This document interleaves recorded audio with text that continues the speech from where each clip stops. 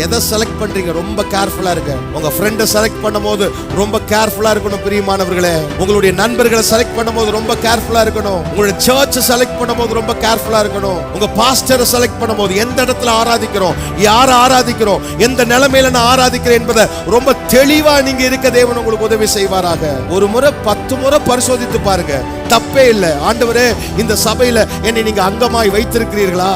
நீர்தான் இந்த சபைக்கு எனக்கு அழைத்து கொண்டு வந்தீரா? 10 முறை கேளுங்க. ஆண்டவர்ட்ட அடையாளங்களை கேளுங்க. அடையாளங்கள் காண்பித்ததுக்கு பிறகு எஸ் இதுதான் என்று தேவன் சொன்னதுக்கு பிற்பாடு இந்த சபைக்காக, தேவ ராஜ்யத்திற்காக உண்மையாய் உத்தமமாய் நடக்கிற அத்தனை பிள்ளைகளையும் தேவன் வருகிற நாட்களிலே அவன் என் நாமத்தை அறிந்திருக்கிறபடினாலே அவனை உயர்ந்த அடைக்கலத்தில் வைப்பேன் என்று சொன்னதான கர்த்தர், நீங்கள் தேவனுடைய நாமத்தை அறிந்திருக்கிறபடினாலே வருகிற நாட்களிலே உயர்ந்த அடைக்கலத்தில் கொண்டு போய் வைக்க அவர் வல்லமை உள்ளவராய் இருக்கிறார்.